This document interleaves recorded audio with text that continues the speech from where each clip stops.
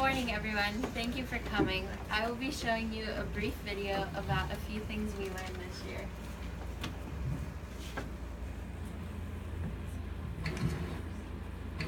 Sean, can you tell us a little bit about the iLead program?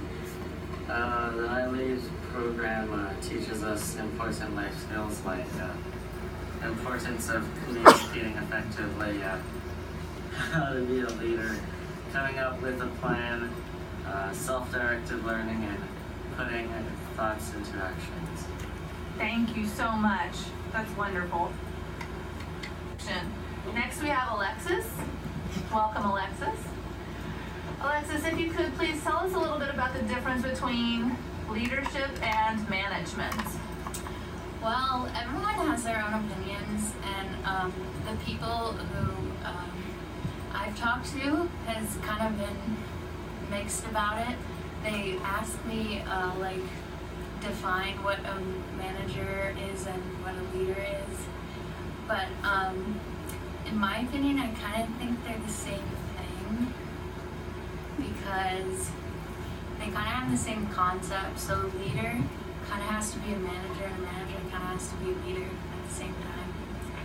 So, what would be an example of that you can think of? So like the manager at maybe a fast food restaurant, they kind of have to be a leader for their coworkers, for them, and then the coworkers kind of have to be a manager for them to be a leader. Thank you, Alexis. Next up, here we have Jared and Ethan. They're going to tell us a little bit more about the iLead process. Okay, I think is when you decide what you're interested on. I plan is this is when you decide on the project. I learn is when you find the appropriate sources, whether it's people, internet, or other expertise. I lead. This is the lead on the program where you try to make a measurable difference in the community. I reflect is how I can make my project better, how I made a difference in people, and what different choices I would make. Then you can go through the whole process again. Here we have Connor.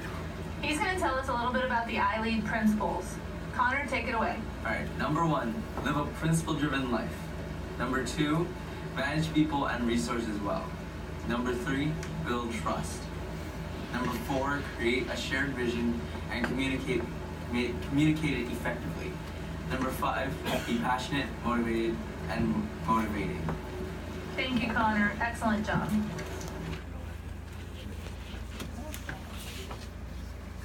So my name is Alexis, and I will be telling you about animal homelessness.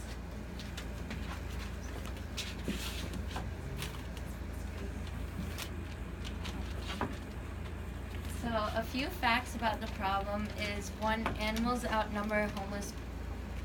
homeless animals outnumber homeless people 5 to 1.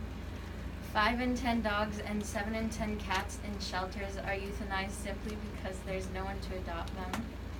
And in the United States, 2,000 to 3,000 puppies are born every hour. That averages out to more than 30 million animals per year. Volunteering at the Humane Society is really helpful for the staff members because it takes some extra work off of their hands. Some things you would be doing is walking the dogs, following them around, playing with them, and helping them become more social. Fostering an animal is also really helpful because it helps the animals become more social and gives them a better chance of being adopted. Donating to the Humane Society is very helpful. Some ways you can do that is with money, and also some supplies that they need is soap and towels, dog toys, leashes and collars, dog and cat food, dog beds, and cat toys. These are pictures of some of the 2 foster dogs that I've had. The top 3 pictures are of Roscoe, who is my very first foster dog. These are my two beagles. Then these two pictures are of Nutmeg, who I recently just stopped fostering and ended up adopting her. Good job. She adopted you. Some things you can do to help is one thing, if you see an animal on the side of the road, get it to safety by calling the Humane Society to come and pick it up. Adopt from the Humane Society and not a breeder, because, for example, my two purebred beagles cost $1,600 each, where one dog at the Humane Society costs $85.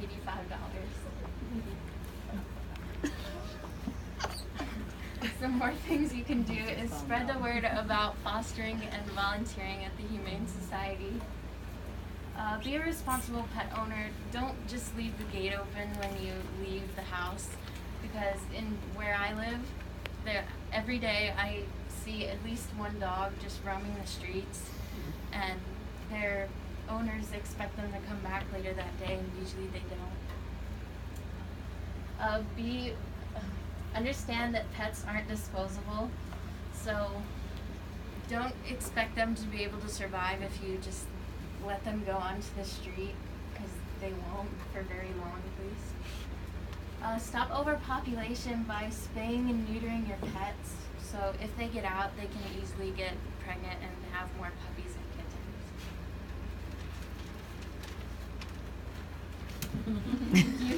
kittens. Thank you for coming again. So I've been talking a lot about animal homelessness, but there's another problem across the islands, and that's human homelessness, which Connor will tell you more about.